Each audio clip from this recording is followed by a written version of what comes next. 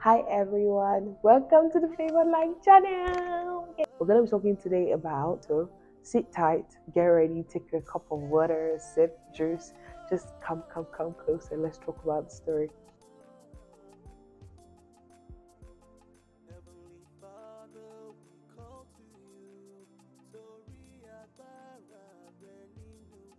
Hi everyone, welcome to the Flavor Life channel. Yay! Obviously, this is February Larry speaking on here. This is your new, like your first time. Welcome. We love you already. Obviously, it's not a coincidence that you're here. It's definitely divine incident. So you're in the right space and place to be. For my returnees, I mean, you guys, the love is much. Like I love you guys. Like I really love you guys. Thank you so much for staying on the journey, staying with me. Thank you for being a part of the family, helping, even grow the channel as well by sharing, liking, subscribing, learning, and being impactful in your sphere of influence. Because that's also the whole point, to reach one, to reach though for the one to reach others, and that's the beautiful journey about the Flavor Life channel. But yes, you're in the right space. So today, what we're gonna be doing is talking about the literature story finally. So obviously, I've been owing you guys this story about the whole literature journey and all. And for some weird reason, every single time we want to do it, something else comes up. I remember last week we wanted to talk about it, and it was something else came up. Something else had just been always coming up as well. So I was like, you know what? Today is the literature's video. Nothing's gonna stop it. But obviously it's also a spiritual channel as well, and that's why I feel like we move also as where God is also taking us, and that's the beauty of this channel, the fact that God is being able to speak in and through us in the different ways He'll have us do things as well. But yeah, we're gonna move forward, and in moving forward, we're gonna be talking today about the literature journey. And so sit tight, get ready, take a cup of water, sip juice, just come close and let's talk about the story. And so I talked about how growing up, if you see, I started writing much younger. But then again, much more so when I got transferred from my old secondary school to the new one. If you want to know the story, just check the link above and you'll be able to know the story. But yeah, it was literally our last video. We talked about how, I'd done a little drama in my former secondary school, and I was happy how my father was always happy to transfer us to a new one. So now I come into the new one. I was obviously trying to keep a low profile, as it were, because obviously I'd had like a whole scandal in the last one. So I wanted to just be, let's keep it brief, let's keep it short, let's keep it going. I just came here to learn. One of my favorite quotes in Thai code then was this, right? English is a language of communication. So, like in my head, I'm like, let's keep it brief, let's keep it short, let's keep it English, simple. Um, anyway, so I started writing much more when I entered Thai code more because it was now far out. Like, I mean, I lived in Abuja all my life, and Abuja, Nigeria, for those that are not Nigerians. And so, living there, what that also meant was the boarding school had gone to in terms of my JS1 was command, and it was the one in like Suleja, so it was not too far from home. So now going all the way to Kwara State to go study, it was a new journey. It was just new in the sense that it was miles away. I can't. It's not the thing where I would be sick and my friends would just come see me or visit me or stuff like this. One they would literally have to travel miles, or whether by traveling or by flying. But it's that thing where it's much more, it's farther, and so that meant a lot to me because yes, I still wanted to do boarding, but it also meant that I might not be able to see my parents as often as I used to, in terms of if I was sick and all of that, they might just have to call me on phone or something. And so that really meant that I kept a lot to myself. Like I kept my thoughts within myself, and the only way I could survive in that season was to write it. So I used to call it the dark times because a lot of times my writings were so dark. I would talk about being caged and how this place felt like a cage. And it wasn't necessarily like the school was not great. It was the fact that I just felt like in my own world, isolated as it were. And I know that they always say like a growing child because the years just before the teenagers whilst in the teenage years is one of the most critical time of a child because this is a time where they are being influenced by any and every. by people, by things they see, things they learn, that sort of thing. Also a time where they are becoming more aware of their bodies, in the sense that you start getting, oh, okay, boys, girls, that sort of thing. Oh, does he like me? Does she like me? So it's an unraveling phase, as it were. So imagine 11-year-old child now having a, well, how are we here, guys? The story is meant to be on literature. How are we here? Oh my gosh. But yeah, basically the whole point is just be aware of your child. That's it. Anyway, so I love to write and I started writing. I'm not gonna do this today. I'm gonna talk about literature story and that's it. Anyway, so I remember how I'll just write. So I'll talk about, like I said, cage. I'll talk about freedom, about how I can't wait for final year. I was just to I would write. Sometimes maybe someone did some, maybe they told us to, maybe they punished us. Then they were not allowed to beat us like it's. So most times it's mostly punishment, which was cool. Like it was such a British school as it were, so it was really cool. Or if something happened, maybe I felt like I was misunderstood, and I remember a lot of times I just felt weird. I felt out of place, and I didn't even know why. You know, I struggled so hard to fit in that. Fitting in also meant like I was a misfit. I don't know if that makes sense. Like, and I would write that in my writings because it was that thing where even though I could fit in, fitting in wasn't the right fit. Like, it wasn't just about fitting in. Like, and that's why I always tell people like I love I love mentoring like young adults, young teenagers, pre-teens as it were, because it's so important for them to understand that the goal is not to fit in. The goal is to be fit, like find your fit in God, in the sense that your right fit finds you when you know who you are and whose you are, you can't go wrong. But when you try to fit in, you can easily be misidentified. You can easily be ill-defined. And that is so sad because when you don't know your formation, something else will give you form. And so it's so critical to know who you are. I remember that my parents would say, remember my daughter of whom you are. Something they always told us. My mom would always say, if your eye is single, your body will be full of light. If your eye is single, your body will be full of light. So it's that thing where you need to understand who and whose you are. But then again, like I said, if I drift again, it was a thing where I would write how I felt. And it was not necessarily the exact truth of what was happening, but how I was perceiving it because of how I thought.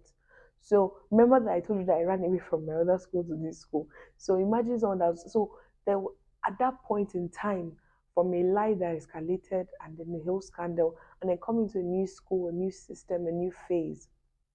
It was different. So it was different. It was different because on every level, like it was just different. And so I need to understand that I was coming with a lot of baggage that was not sorted. And I didn't tell my parents. Like my siblings were aware, but I didn't tell my parents about it. And obviously after my siblings shouted, like we didn't talk about it. So this was a girl.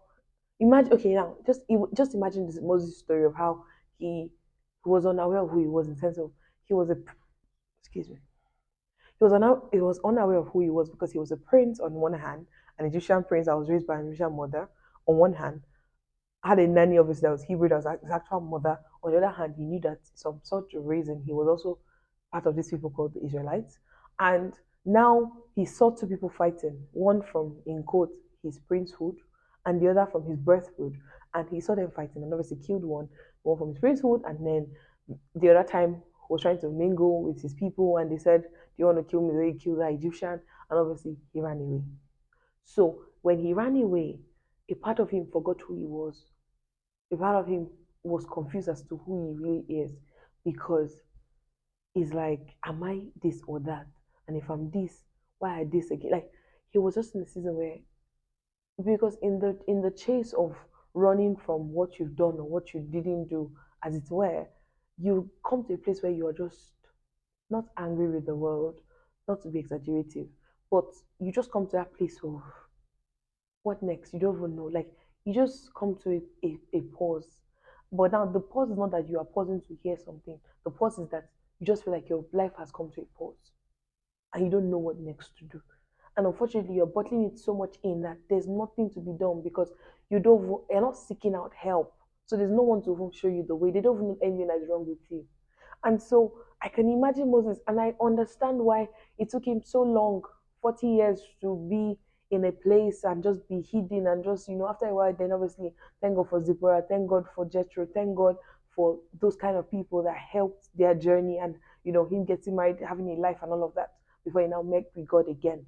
But then again, think about the fact that he was coming from that place of not remembering who he was, in sense of now he's confused. He's come to a place of identity crisis. And as I always say, without Christ, you have an identity crisis. And so he's come to that place of, okay, so who am I really? What am I really? What am I to do in my life? Who am I to become? What's my design? What's my blueprint? So he had questions, no one to answer. And so it's that thing where if I have to figure this out by myself, I'm not just going to think about it. And so I'm someone that was now running away from one season of my life to the next season. Now I'm in a new space, and it feels like, oh my God, okay, I can start afresh. But what is really fresh? Does it erase what I had done? So how do I move forward in this light?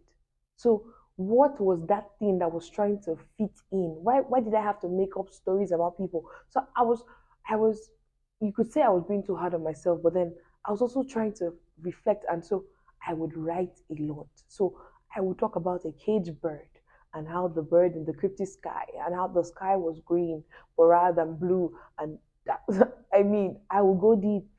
I would just be writing. Whether it was poetry, I didn't know. I just would write. I didn't need to care about the style of writing. I didn't need to care about the finesse. I would just write whatever it was I was feeling. And I remember then, um, this whole friendship troubles of you had clicked with this person, but then this person is clicking with that person. There was a whole drama with friendship as well. So things that were going on, I would rather than speak about it, as it were, I would write about it. So I was that child that you'd say she was a bit secretive. And it's not necessarily a bad thing or a good thing. It's just a thing and it was a phase. And it was a thing where, for some weird reason, I just would talk to my paper, my pen. I'll just talk through my pen. So if I was feeling a sort of way and I wanted to diffuse the energy, I'll take the energy from my mind or my heart. I'll pour it on the papers. That's really what I did. So I've been keeping journals for so long, like really. It's been a long time now. Anyway, moving forward. So I realized that when I did the test run in SS1, where we were able to now decide for ourselves what class is it, art, science, or commercial. So we did a test run where you get to experience all of them, so you know which. So I realized that literature was a thing, and I remember the first class. Shout out to Mr. Abiodun, like this guy, this man. He made the journey easier. He made it make sense. So I really give him a shout out because, yeah, there'll be no writer who is not aware of her craft if a Mr. Building was not there to shout out the course. And I think that's so why the impact of teachers cannot really be, you know, underemphasized, because they are such golds. They're able to discern the crude and refine it into pure gold. And it's so beautiful the work they do. I feel like one reason why I love to teach is because when I think about my journey, I'm able to trace it to teachers that actually helped me find me. I cannot trade. That's why I love, mentoring, coaching, because I see the impact of how it's journeyed my journey. It's made it shorter, made it faster, made it better, more heightened, because they've provided wisdom nuggets along the way to help reduce the knowledge gap in my seasons of life. That's helped me make right decisions and judgments. So I cannot underemphasize their impact in my life. And so thank God for Mr. Biodun, because and for some of you, your Mr. Biodun is on the way, as it were, because you always need a map guide, a journey guide to help you to bridge the steps. One of the things I've been called to do is to be a bridge to help people from what they are meant to do and where they are, and help them journey along that side and help clarify them with it. And the reason why I love doing that is because I know that in critical seasons of my life, be it having midwives to help me journey made it faster, made it easier. It was better, you know. So back to the story. I remember then I'd write and Sapiodun would give validity to what I was writing. Like, oh my God, there's something here. Like, don't give it up. And I remember he would now start teaching us about the literary devices. Then I was like, oh my God, this is a thing. So there's something called simile. So when I use as in like a lot, I remember then it was a thing where I wasn't aware of what I was using. I was just doing things like how I felt. I would write it poetically. But apparently there's a rhythm, there's a pentamental rhyme or so, abba, abba, that kind of thing, like A, B, A, B. that sort of, or is it A, I remember that I used to love rhymes. So it started to make sense. The onomatopoeias, the when I use symbolisms, the oxymorons, the metaphoric symbols, the allusions, where I'll bring scriptures in as well. It was just beautiful to see that these things actually were called something in a particular world and the world of literature. So I remember when Mr. Bennett invited literature, he said, literature is life, life is literature. That was one of the definitions that's kept me like every, and literature is really beyond poetry or prose or writing. It's drama. It's the entirety, the theatrics. And I've always been a literal child. Like in terms of, I love writing. I love speaking. I love acting. I love singing. I love writing songs. I love writing psalms.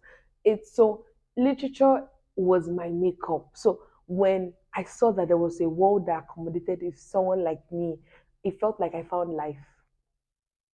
And this is why it's so good and so key to know you who you are. Like I cannot stop being the identity and purpose preacher because I understand that the moment you understand your design, it changes your game, how you step up, how you play.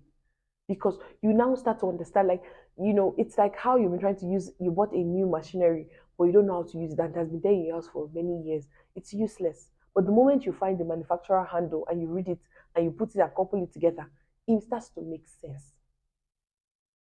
So a lot of times we're trying to define ourselves based on what we do, but unfortunately, without the manufacturer's handle, we'll be at a loss. And so God there helps send these guys to help us find us. So it was so good having a Mr. Beauty in my life. Um, and so I love the show. So now I started to write more constructively. So he would like obviously talk about how this is such a gift, like don't hide it, don't stop writing. So then he would like, okay, show me your poems when you write it. He would correct it. So I remember then I started to have more finesse to my writing, and this will now flow not just from my literal writing, like then poetry, even to prose, how I wrote stories. There were short stories, novellas, novels, that sort of thing. I started to have knowledge of the literature world, and I loved it. I mean, then we had something called English literature and Cambridge literature at the time. I didn't really like English literature. It was Nigerian literature, so because the school was also a British school, so we had two curriculums, so we had more modules in that sense. But anyway, I'm grateful for I did those because it ended up working for us. But so we had something called Nigerian literature and we had Cambridge literature. So Mr. Beden took Cambridge literature and it was always amazing because they wanted you to think outside the box. They wanted you to add your opinion, add your perception, add your perspective. It was so beautiful. So I realized I love to create. I love to think. I love to imagine. Like this was a part of me that was just on the horizon waiting to gush out of me. While on the other hand, I remember then English literature, oh my God. It was nice, right? It's just that I didn't like the fact that it was stifling in the sense that they wanted you to tell them what they asked you or what they told you. Like, I remember we did women I think women have prime. I think in literature, in Nigerian literature, I remember then Pokwa, they would always say just tell them what they are saying. It was like regurgitating what they wanted you to say, like what they told you. It was just I just felt like it could be more. Remember when I write about the poem, like about what I thought of daffodils, was a poem in Cambridge literature, and I would write so much about it. I'll talk about it. I'll journey with it. I'll give my perception. This is what the author was thinking. But then I'll go, I also feel like from this angle, and oh my God, it was just beautiful. So, and it was, I think I wanted to even become like maybe go and study linguistics or something in that line, just so that I could teach literature at one point in time because there was just so much joy I loved. I loved it. I loved how you could leave the world that you're in and just enter a world of literature and just journey and write and write and write. God, I'm not a scribe for nothing. Like this scribing day started from here. And so I just really love literature. And so that now started to even shape the things I liked in terms of going forward. So that now began to even shape the things I liked going forward in terms of law and all of that. So moving on to the English story. So in English, right? I also loved English. Like, okay, so remember how I started doing English during S1. So prior to that, my best subject was English. You know how people just tell you that they like English, like it's their best subject, maybe because they passed it or something. Like I loved English. You know how someone's like, I love the language of French. I loved the English language. So when I speak English, it was not because it was a language of communication as it were, or because we were forced to speak in English or write in English. I actually just loved the language English.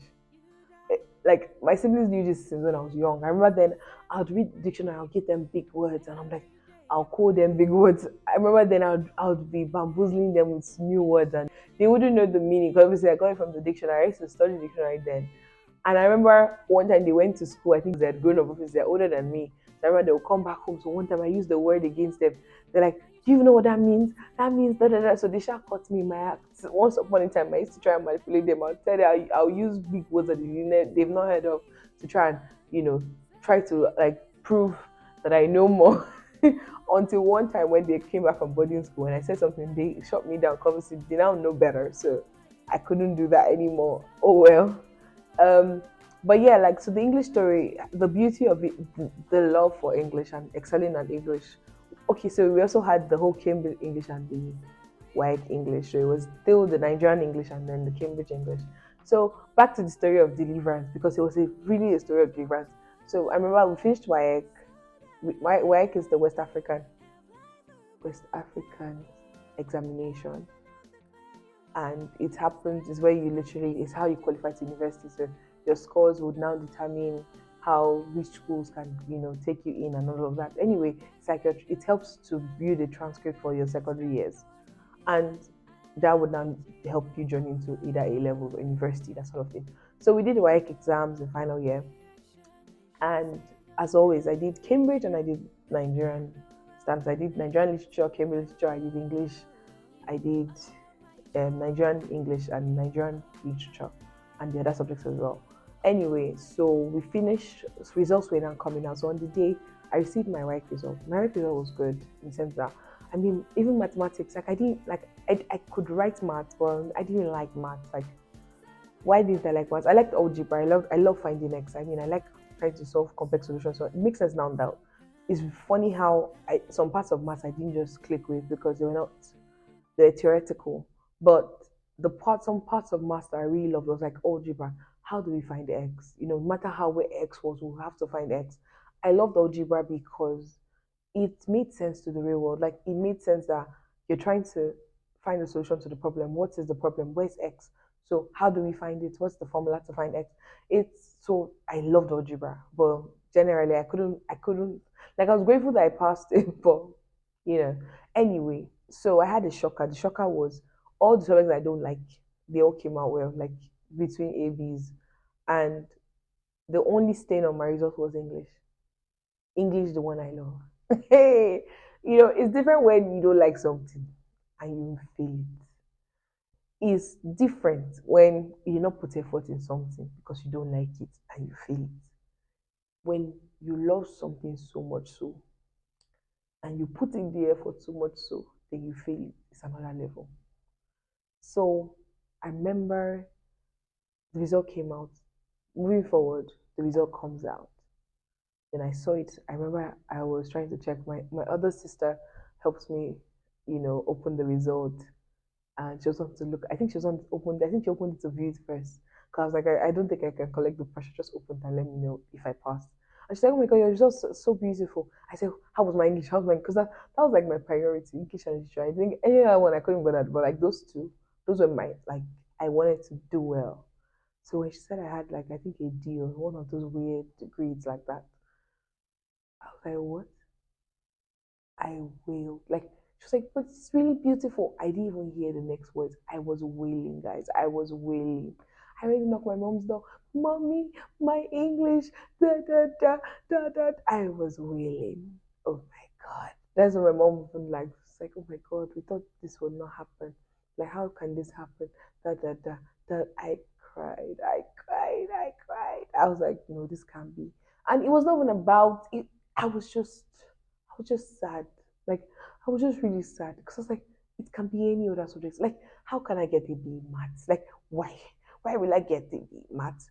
Like, I couldn't fathom it. I was like, what? Like English? Like of all courses, like English? Are you serious? And I also remember the English. I really did well. Like, how did I? I started to second guess myself. Like, okay, so what questions did I say again? How do? It was like, guys, it was not funny. Moving on. I think what then happened was the next day, God, and this God is so beautiful. This God, I love him so much. Like You guys don't know why. It's because throughout my life journey, He showed up for me. Like my life is filled with testimonies. Like it's filled with God all over it. That's how I can explain it. Anyway, so the next day, by next morning, my Cambridge result was out. Remember why it came out a day before? The next morning, Cambridge came out by evening. Um, and my results came out. Guess what? I got an A in English. I was 2 marks away from an A star. So A star starts from 90 in Cambridge, 90 over 100. So I got 88 or 89. I can't remember now. I was 1 mark or 2 marks away from an A star. That was how good my Cambridge English was. And as my mom was like, but now you have Cambridge. I was like, yeah, I know, but I don't want to. It's all I want one. Da da da da da. But my result was really good. So at least that lifted my spirit a bit. Like, if Cambridge can mark you and it's the English people that are marking your English, you should know that you got it. So that boosted my confidence a bit because that one was a short down. I was like, what? So that boosted me a bit. It gave me a bit. I remember then, I think 2 weeks later, and this is why it's so important to I'm grateful for my parents, guys. I remember then my dad then asked me, he said, are you really still bothered? I was like, I'm really bothered. I didn't even want to rewrite the exam. I just didn't want to. It wasn't one of those exams that you just want to do and just be done. You say anything about me, there's some exams I just don't want to write again. There's some that I feel like failure is an event, so it doesn't have a thing to do with who I am. But remember that at this time I'm still growing. So it was a thing of no, I don't want to rewrite the exam, and that's it. So my dad now says, do you really think you did really well? Like if you think about your scripts, like, are you sure that you did well? Like you did really well. I said, Daddy, I think I really did well. Like, Daddy, if there's any other thing you ask me, I might not be sure. If it was maths, I'll tell you I don't know. But you see, it's English, Daddy. I'm sure that this is not my result. Or something happened in the back end. So my father was like, do you want us to contest it? I said, Daddy, by all means, you can contest it. If they remark it, it cannot be the same score. So my parents being the parents that they are, my parents being the amazing people that they are, they took my word for it. So they went to my school to go and apply for contending the results. I mean, my I remember that night. I remember how my father was like, "Are you sure?" I was like, "I'm sure, Daddy." I said, "Okay, we'll go ahead and contest it." So they went to school. Shout out to Ricky Lilliman. So obviously saw my principal. When my principal saw and so obviously the Cambridge also was also a good ground to contest because they took to my principal. He was like, "What? Two marks or 1 mark away from an A star? She's really good." So having a D makes sense. So the school was up for contesting the result. I mean, I was grateful. I was really grateful.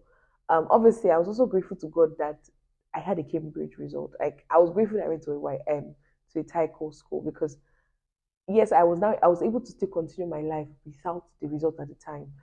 I remember the contention went on for years. I think 2 years or so, because I remember I was even in second year university in law when obviously I know my law story of how that happened and how obviously, so I don't need to talk about that journey. But I remember that in second year they called me one day. I think I just wrote my second year exams, and my mom was like, "Your result is out. It has been remarked. You now have another score, a better score." I was so excited, but obviously in my head I was like, "Oh my god, that means I'd have waited for 2 whole years just to get a rewrite of my like imagine I was waiting for that result and that was all that was waiting. Like my life did not move forward from that. Like I'm already in second year now of university. So imagine I waited 2 whole years waiting for my result to be remarked. Like Nigeria. Really? But I was also so grateful because a lot of times they don't like to remark because it takes a lot on so many things. So they don't even want to do it. So I was really grateful to God that, my parents were able to just take my word for it and trust the God in me. And the school also was able to take their words for it and, trust God and just journey with that. And I was also grateful to God that they came back remarking and I was now able to have a full clean result. So it was really beautiful. I was grateful. But yeah, that was my literature story. I mean, whew, I was so grateful to God. It was quite an interesting time. So when I think about the literature story, I always remember I'm like, thank you God, just thank you God. Really, that's all I can say. But yeah, in general, that was really the story of how my love for literature as well as how God delivered and saved me and helps me have a remark on my WAEC English results. But yes, till next time, I'll see you in my next video. Still on the journey of purpose. So let's talk into other things. I'm so excited for that. But yeah, till next time, I'll see you guys. Don't forget to like, to share, and subscribe. That's really important. Let's keep the channel growing. Let's keep the tribe increasing. I love you guys. This has been fun, and I hope you found it useful in some way. But yeah, we have a God that never fails. So have a lovely day. Bye.